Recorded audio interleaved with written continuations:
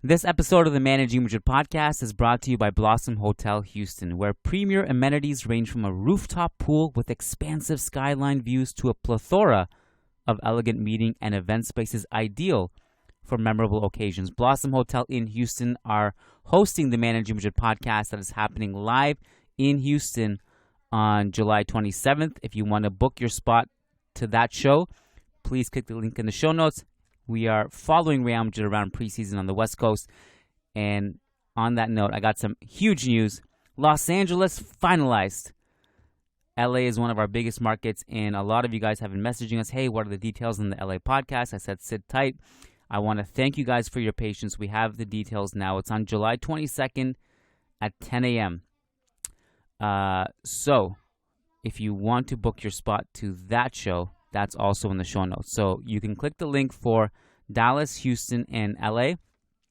It goes LA, July 22nd, Houston, July 27th, and then Dallas. The last one we're doing this summer in person, July 30th, the day after Clasico in Dallas. That's happening. Coming up is a podcast with Ruben and Matt, where Ruben and Matt, they talk about what Real Madrid can do to stay ahead of the curve. You know, all this new money from the Saudi Arabian league and also the Premier League, strong as ever. What can Real Madrid do in the foreseeable future to stay ahead of the pack, stay ahead of the curve?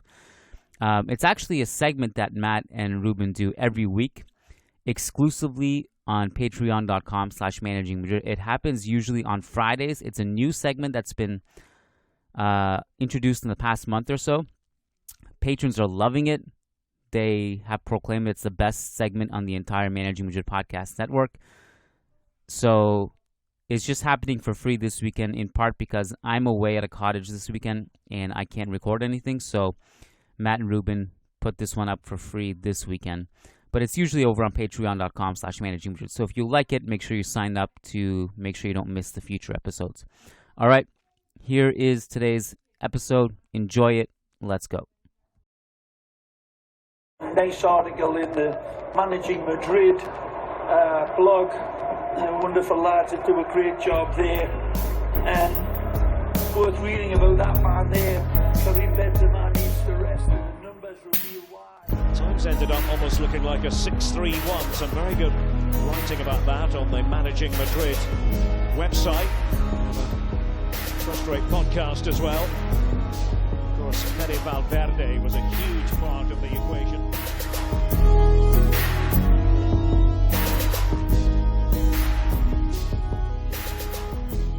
Hello and welcome to the Managing Madrid podcast. This is the big picture segment.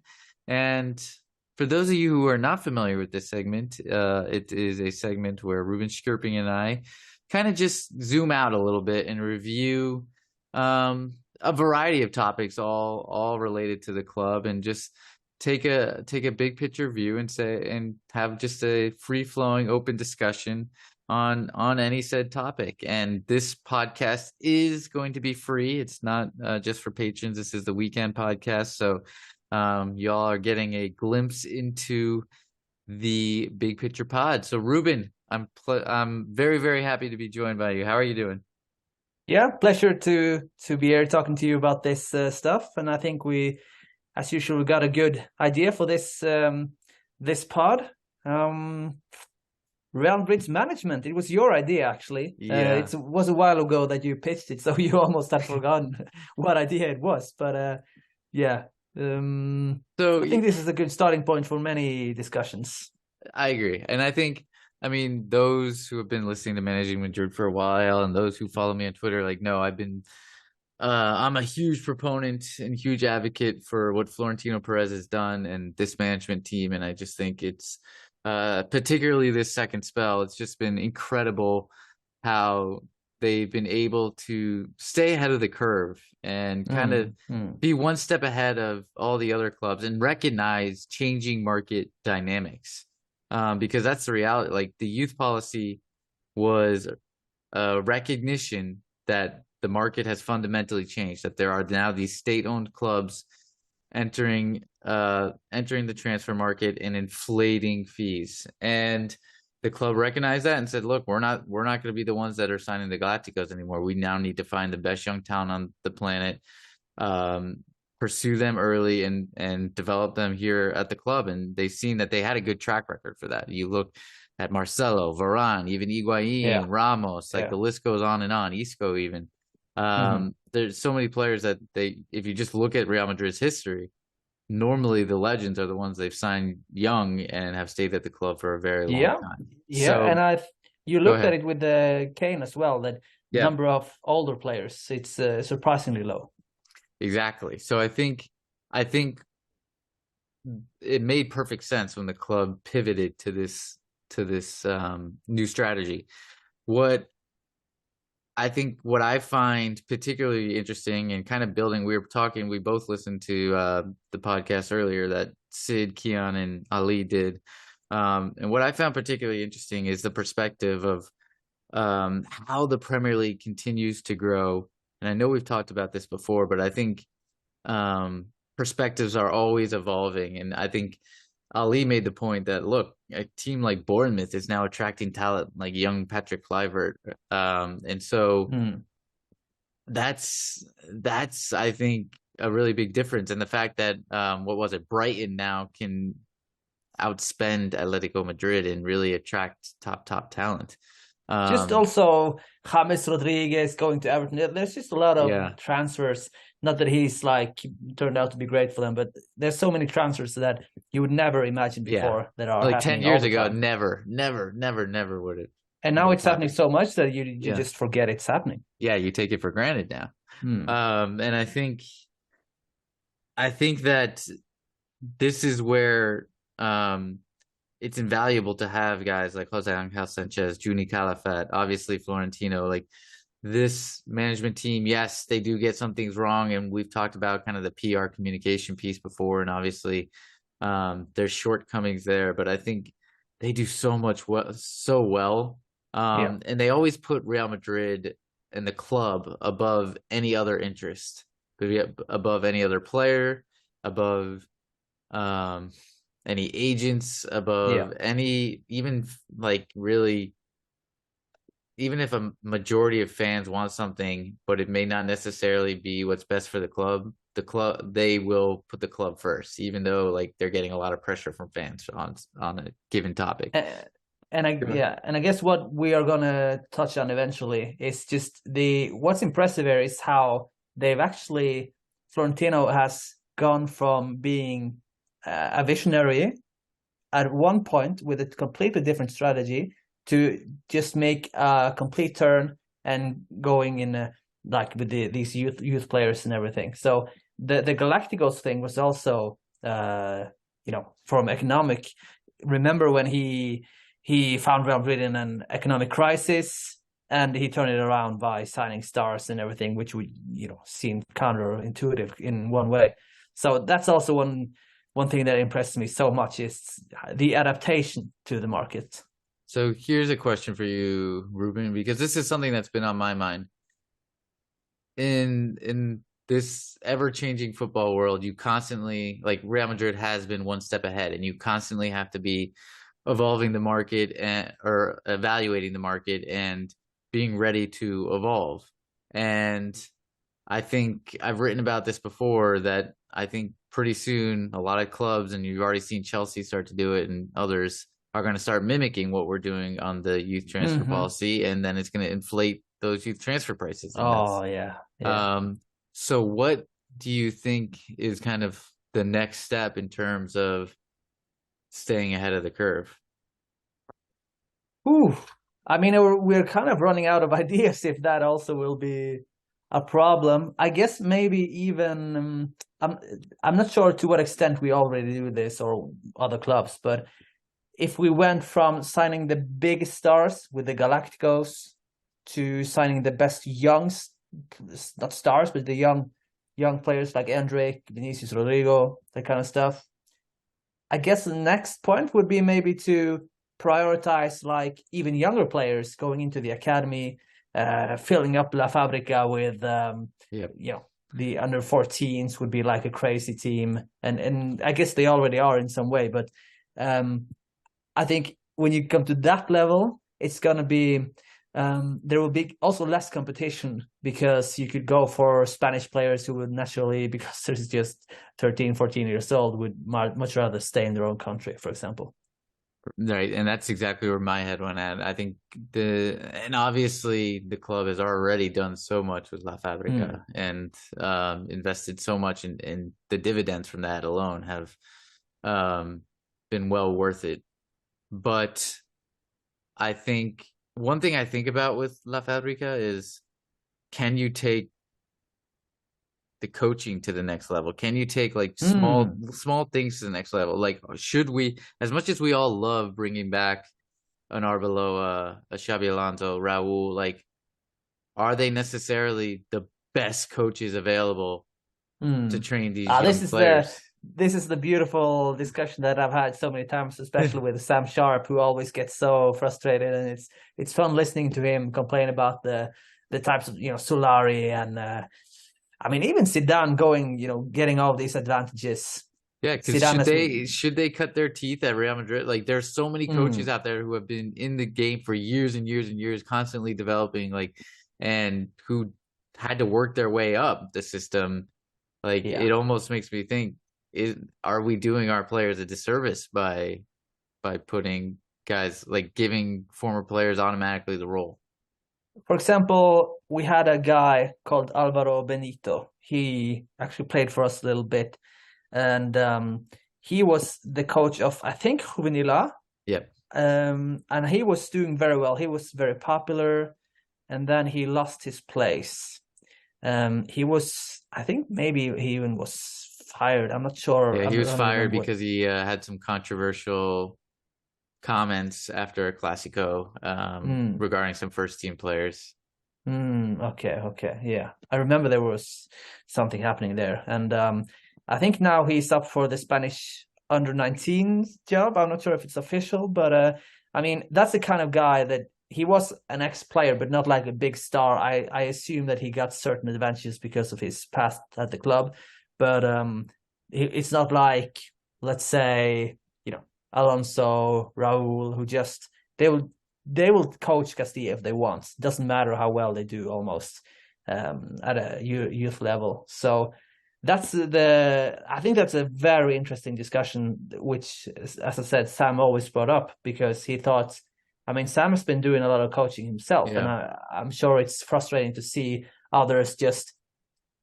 And I also bring up this example of, for example, when Real Madrid, maybe this is a weird comparison, but when Real Madrid sacked Benitez and they brought in Zidane, do you remember when Benitez was at the training ground, and I don't know how to say this in English, but like Cruz was pointing his tongue. How do you say it? Like at Benitez, sticking his tongue out. Yeah, sticking his tongue out. When Benitez turned his back, there's this photo of Cruz. It was super disrespectful because they just didn't respect him. Yeah. But that's even though he was such a good tactician, and it's just as a human, he wasn't, his personal skills, they were different. And then came Zidane. And then what's so fascinating to me is how legendary players, Kroos, Modric, and, Marcelo, Ramos, they just, Zidane, you were good at playing football, so I will listen to you. Yeah. That's something that's fascinating for me. And I guess that's what's helping the ex-players in this situation. Yeah, no, I think that's a very good point, because how many times did we see the players come out and say something along the lines of, well, Zidane was a player, so he understands us. He gets us. And I think that was something that they criticized Mourinho for too, because along with Benitez, because I remember Ramos specifically saying those things, because he just felt like he couldn't quite understand the players on the same level. And then a guy like Zidane, who not only was a fantastic player, but was a player at Real Madrid, so he understands the pressures and what they have to cope with, and just what they need, even if it's like, hey, we're not going to travel to the hotel the day, or stay at a hotel a day early, we're going to travel the day of, like little things like that. That makes a big difference for players and just their overall happiness. But I think, do you agree that this maybe is part of the irrational mind of the professional footballer, or maybe of any footballer, because you would just, yeah. I do, and I think at that level, they almost it's interesting. We always have this debate at the first team level of whether it should be a tactician or you need that soft hand, as they call it in Spain. But kind of going back to the original point here, could you argue that like a guy like Rafa Benitez at the youth level, like that's where you need it? Maybe not when you're Modric and Kroos, but when you're 14, that's when you need to be absorbing all of that tactical information. That's when that's really a great idea. I love that idea. That is a great point. I think. So you mean what? If I understand correctly, you would mean just stacking the academy with not necessarily ex players, but just the greatest talents of coaching, and maybe even a guy like Benitez, who just wants to coach. Yeah, that's where you put like the La Fabrica is where you put all your greatest tactical minds, and then by the first team is where maybe you have your Zidane, Ancelotti type. But the players that are coming through La Fabrica have the tactical foundation because they've been coached by all these brilliant minds. Like you have guys, like you kind of find the up and coming Tuchel, and you find you find a guy like Benitez who's obsessed with little small details and tactics, and like those are the ones. And even Alvaro Benito, like I love that you pointed him out, because I think he's actually, for those who kind of he's on Cope all the time, or one of the radio shows in Spain, and he kind of reminds me of like a younger version of Valdano. The way he's very philosophical about the game, and the way he thinks about the game is really interesting. So I always like to see what he said post match and stuff like that. And to get more of those types of coaches might be the answer, rather than going to, this so-and-so player was a legend for us, well, then they're automatically a coach, Also not the costliest, I guess. I mean, what would someone, if you just decided that, let's say that we have B-level academy coaches or whatever, and you would, now we go for the top level.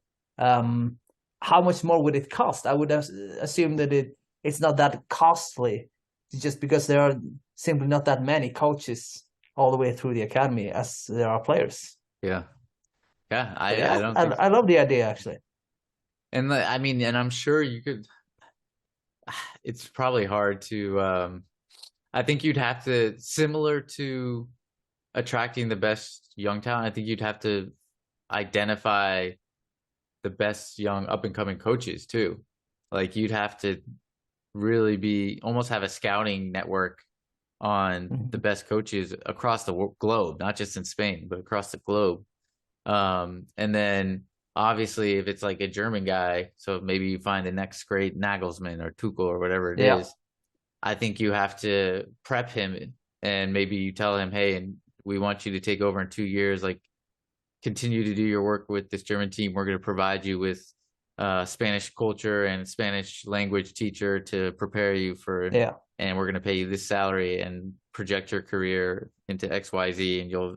And then I think you have to prove, when you do that for those coaches, I think you have to prove that, hey, we also have a track record to get you into first team football. It may not necessarily be at Real Madrid, but as soon as you have an experience here and train our players, and we'll also give you like first right of refusal on any of the players that you coached or something along those lines. Like I think that's all would be huge selling points to those type of candidates.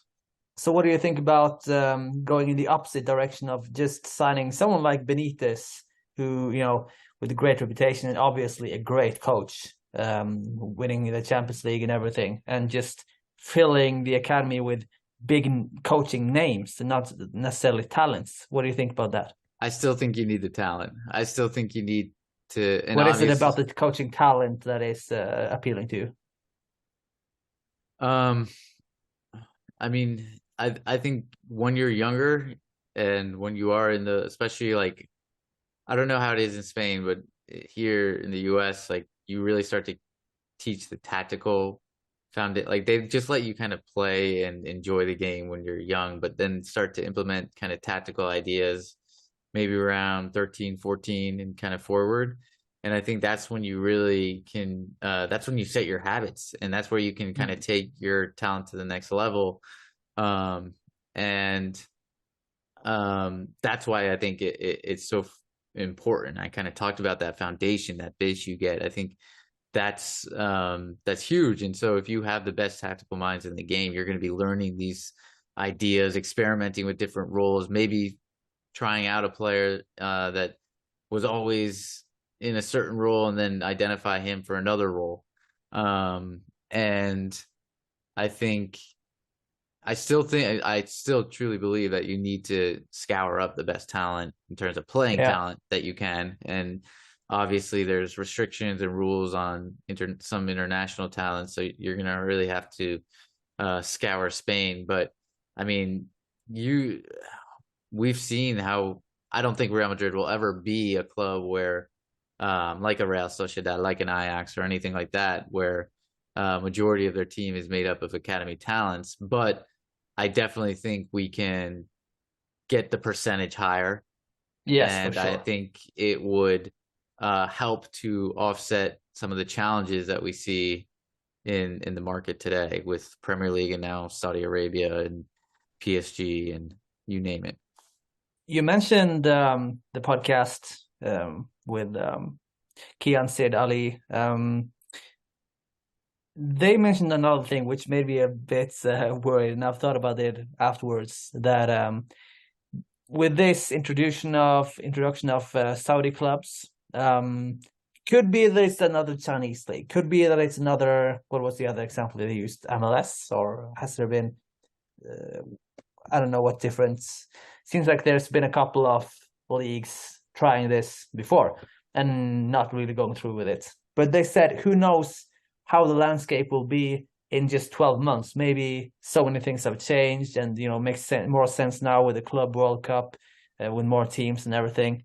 So you might be right that, we will have to now just look at even newer ideas, that this youth policy, this strategy will be copied by others. And if that happens, I mean, yeah, I still think that Real Madrid have what makes the situation great for Real Madrid and what makes this policy such a good one is that young players, they will go for the money, but it's the dream of playing for Real Madrid. I think it's maybe even stronger with younger players than with established players who are already feeling like, this is a job.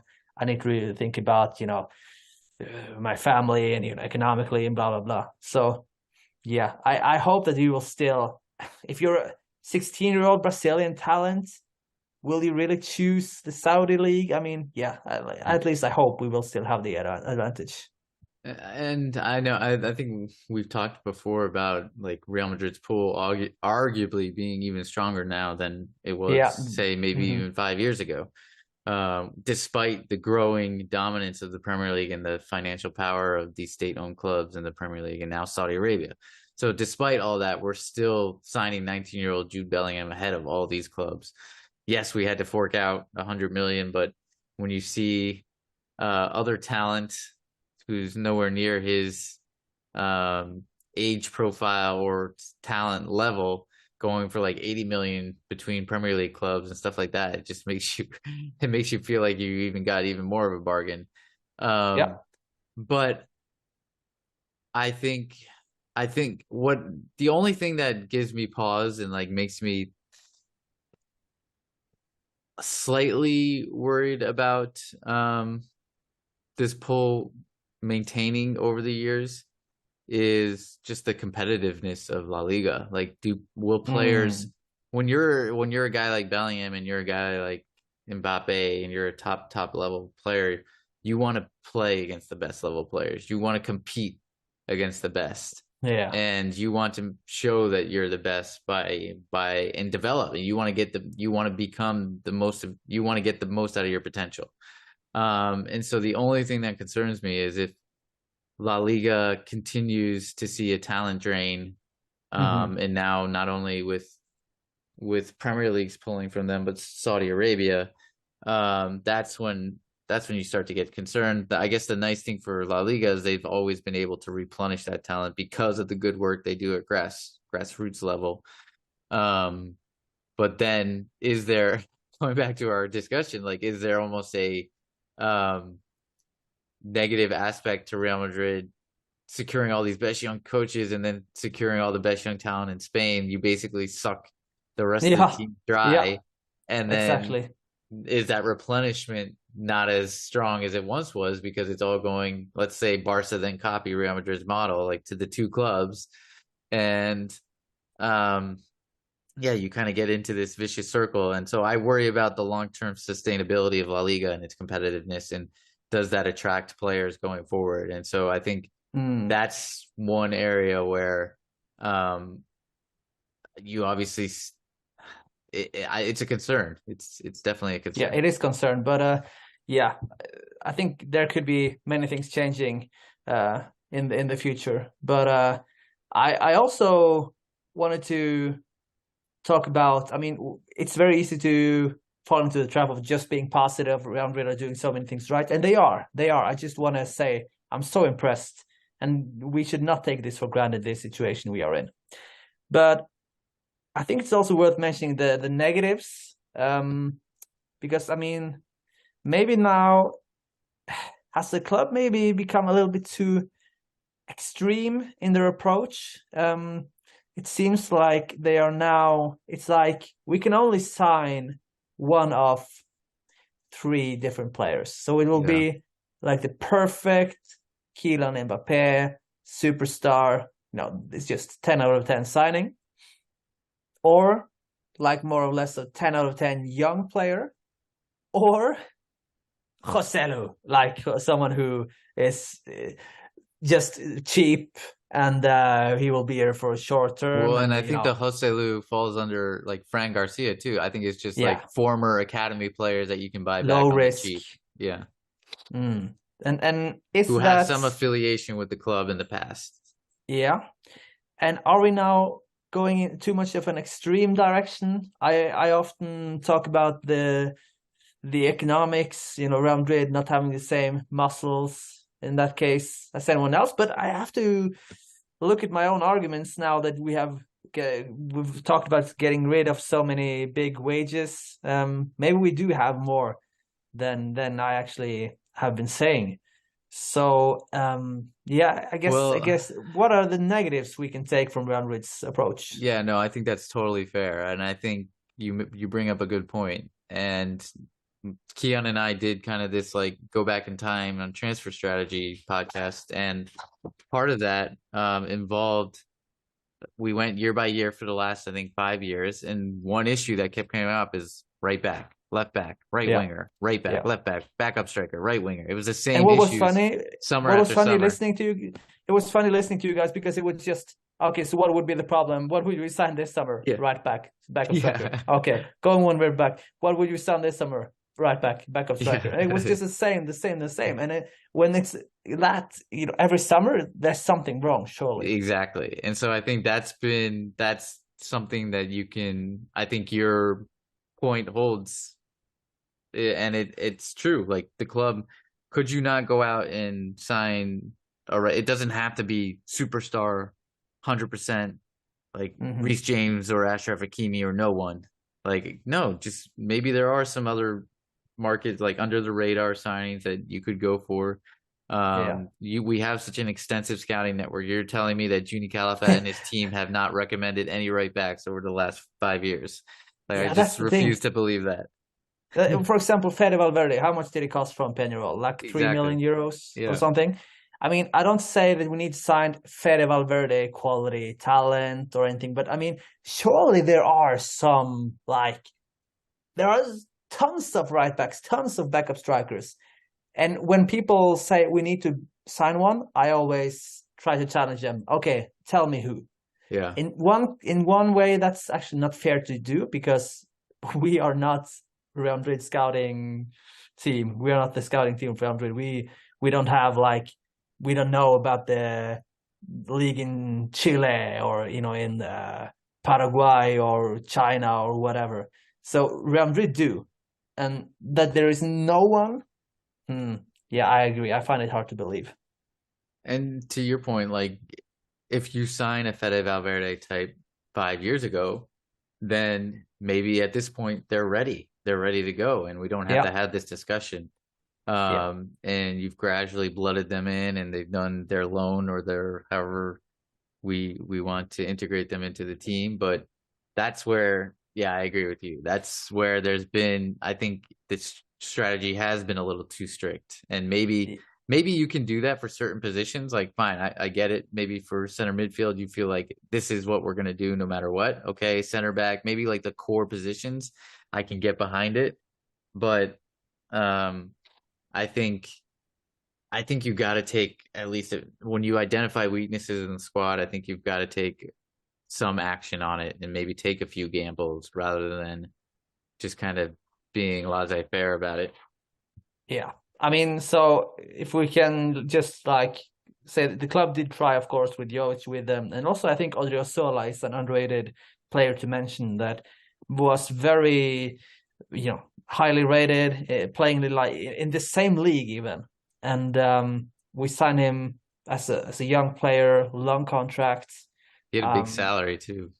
Yeah. So I guess we have tried quite a lot, and maybe we have tried to sign players. We now have, for example, 3 very promising right backs in the academy. So Jesus Fortea is a guy I love to bring up. He's a guy who I have high hopes for. You never know, but I guess the club is trying, and they have done these things. But I just think finding a player who plays in Ukraine, in the Russian league, who can go in now and be like a solid backup. I'm not sure how. I guess it's also about respecting the club's hierarchy, the hierarchy in the dressing room, the Lucas Vazquez's, and I mean, it's a difficult situation to manage. But this is, if we were talking about the improvements, then I'm sure this is where we need to go. Yeah, and I think, I mean, you bring up the hierarchy, and you bring up, I think it's interesting how easy it is for fans to go back and forth, like in terms of player value and loyalty to a club. Like, I personally believe that guys like Lucas, Nacho, Carvajal, who've grown up in the club, and have an affection and loyalty to the club, like that's worth something. That does have value. And they obviously bring some of the club intangibles and values to the dressing room. And so I think as much as some of their on-field performances can bring really negative returns, I think you have to weigh the pros and cons of it. And I think the club is doing that and feels that in terms of, we've got these long-term contracts for these players, maybe not necessarily for Nacho, but he's warranted his renewals. We've got these long-term contracts for these players. Like, is it a case of we can't force them out given what they've done for the club? Do we value that loyalty? What type of message do we send to players if we force them out? And these guys are all examples for the academy. What type of message does that send? So I think all these thoughts are going through their head. But what do you think? Do you think the club should be more ruthless, or does loyalty not really matter? Am I being too romantic about it? Or no? I'm actually 100% on your side, and I think we should value the loyalty. If we demand loyalty from them, we should give loyalty back. I also think it's one thing that I wanted to point out when we talked about the coaches. I was about to actually suggest that we should just offer Lucas Vazquez and these kind of players to stay around with training, maybe be an assistant on this team, and because I like that we keep players around. And I was always a bit jealous of AC Milan, who had the Maldinis and the Nestas who were staying around. And, I think that's a great thing to have. And make sure that the club doesn't fall apart long term. But at the same time, I look at Barca and what they are doing, and they have been doing so many crazy things. And like best example of me, I guess there are several. They've done so many things that I can't even think of all what they've done. But Frankie de Jong, how they were trying to force him out. I mean, there were some nasty tricks there from the Barca board to get him to leave, and he just refused. And the way that they've like messed with the players' salaries, and they've been there's so many things. And still they go out and beat us in the league. This makes me so angry. That I would like think that we would be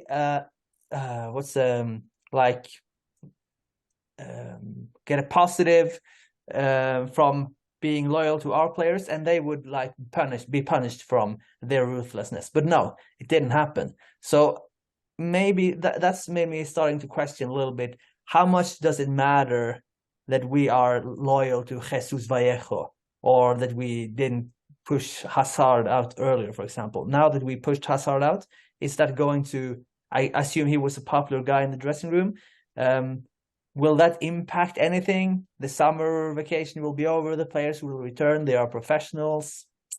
What do you think? Is it I think they gave Hazard more than a long enough leash. It's not like they forced him out after year 1 or year 2. Yeah, but if they did it 1 or 2 years earlier, would it matter? And I think it at the end of the day, it had to be a mutual termination. So Hazard had to agree. Real Madrid wouldn't. They obviously were open to the idea and would probably likely suggested it, but the mutual part would be for him to agree to not accept the whole salary, I guess.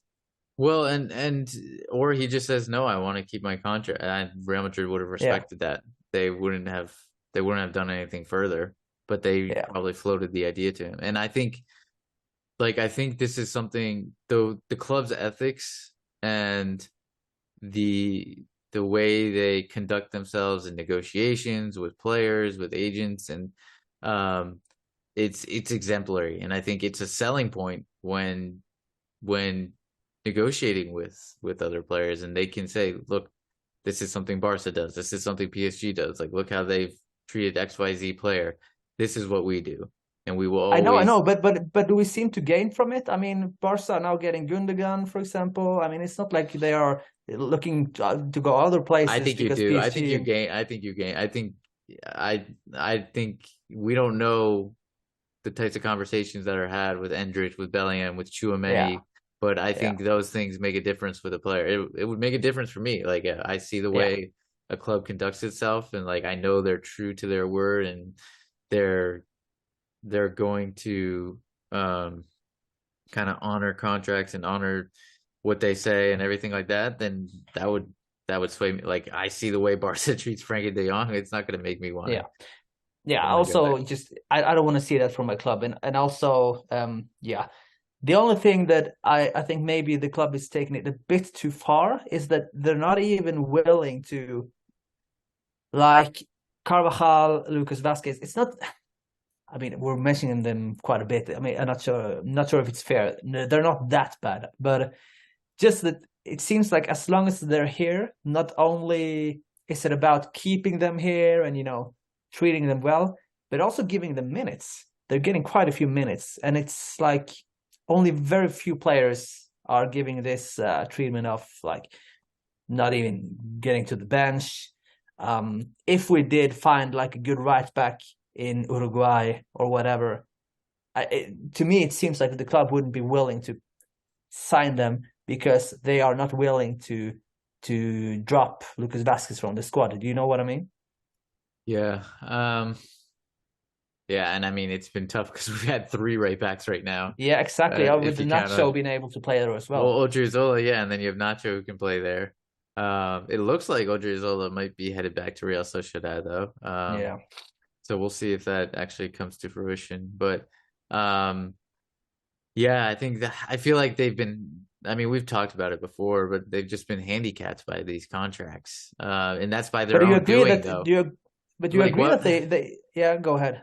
Well, I was just gonna say, I think somebody asked it on a Patreon question once, like, what was Real Madrid think? How did Carvajal get away with getting a contract into his mid-30s? Like, because he got it when he was 29 or like 20, or late 28 or something like that. But he got it at the perfect time to sign a long-term gap. So I just think even at that age, I think the club needs to be a little bit more skeptical about giving out. I think there can be learning lessons from what we've done with, and remember the year Lucas renewed, like there were a lot of people who said, no, we should not, even though he had a great season. It was one of his best seasons with Zidane. It was, I think, when we had the pink kit in 2021, Carvajal was injured for much of that year, and Lucas was really good as a right back. And I remember him just being a really solid attacking outlet from that position. And his numbers, like if you looked on Football Reference, his numbers that season were versus other right backs were spectacular. Yeah, surprisingly high. Yeah. So he, in a sense, earned that renewal, but at the same time, I remember everybody was like, should we really be doing this, like, given his age? I think they renewed at almost the same time, no? Yeah. No, Lucas was after. But I think that was part of it. Is like, do we really want to be going down, like tie ourselves down to both Carvajal and Vasquez on the long term? Yeah.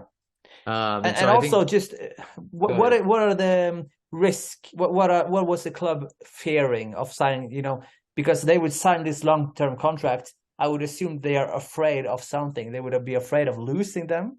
But would it be realistic that Carvajal, as a 32-year-old, didn't want to continue at Real Madrid? I mean.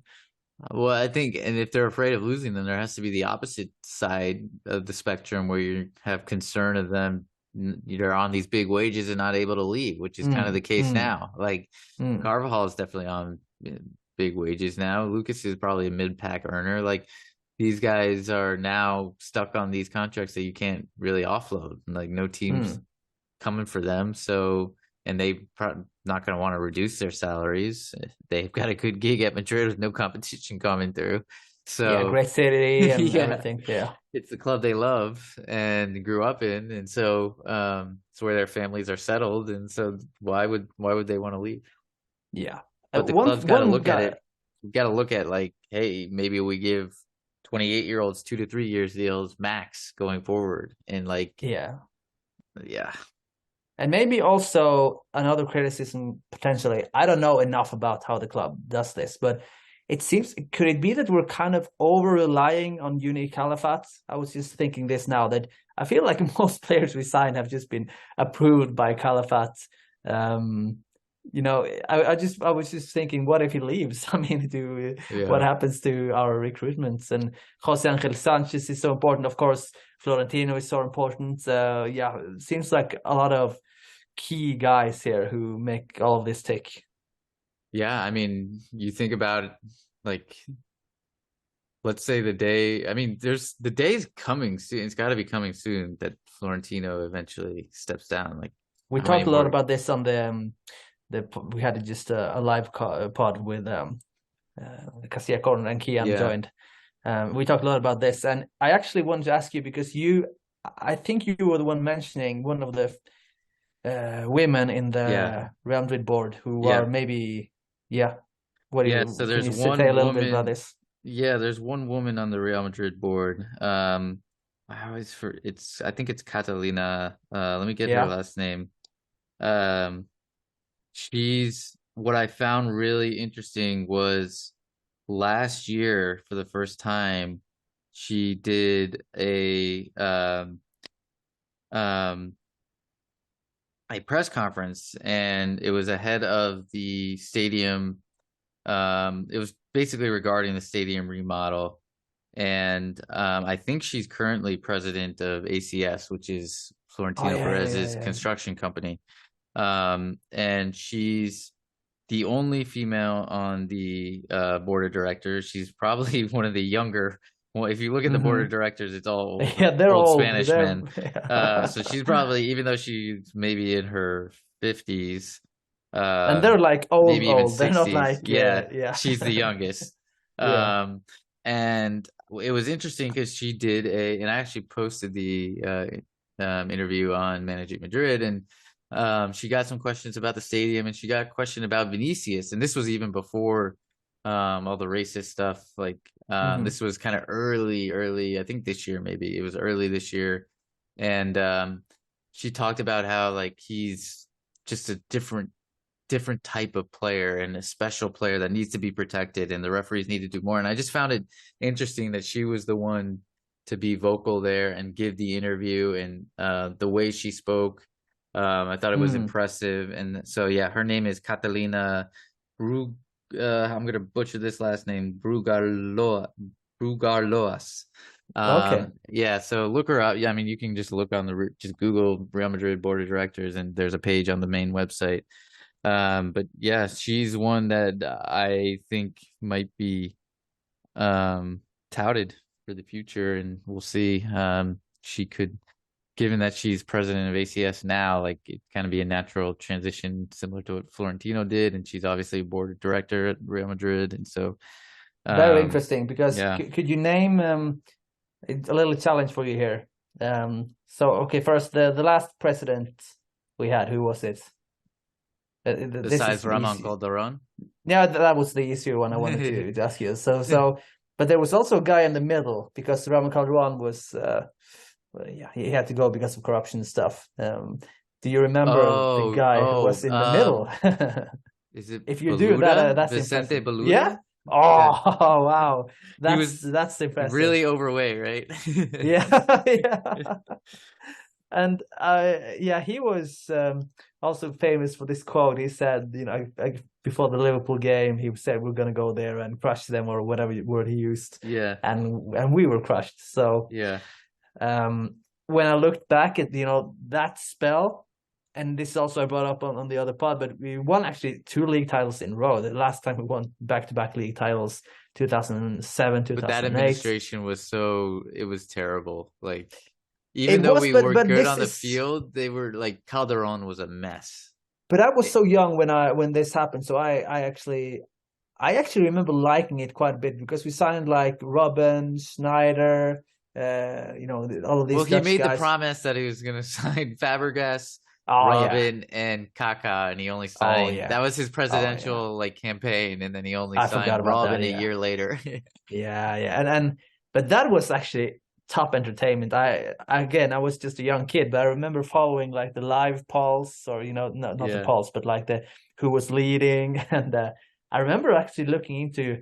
I was rooting for this guy who wanted to prioritize the academy. I remember I want to find this guy's name.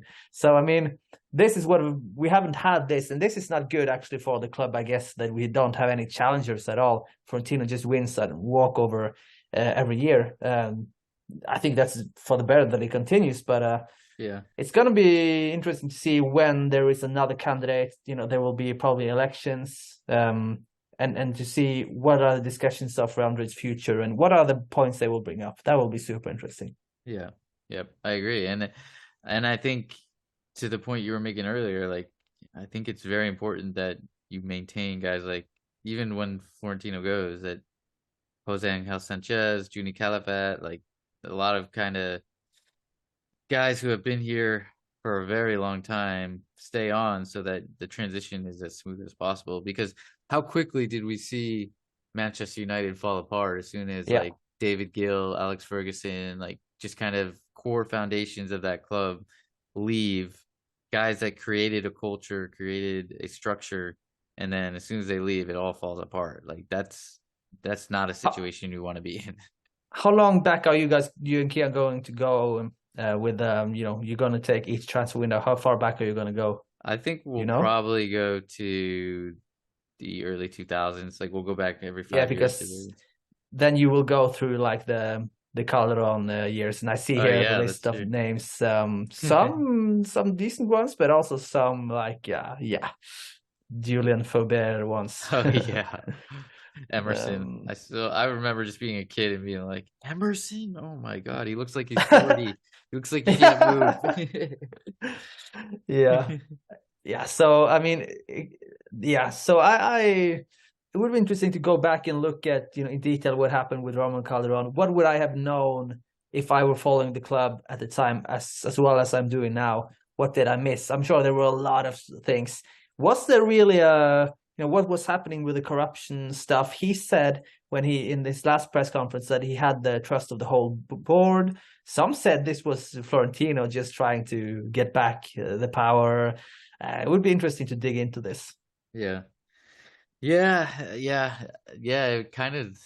It all happened very quickly. It all like unraveled for Ramon Calderon very quickly. And then ever since, I feel like he comes out and just says crazy stuff now in the media whenever he talks. And he just sounds like the old man yelling at the clouds, and like always tries to make the point that he's the one that signed Cristiano. And, Could be actually, but he will. I'm sure he did. I'm sure he laid all the groundwork, but still. Because it was the summer of 2008. I remember it was like, a lot of talk about it. So he must be very bitter. I guess that's why he's criticizing Florentino all the time.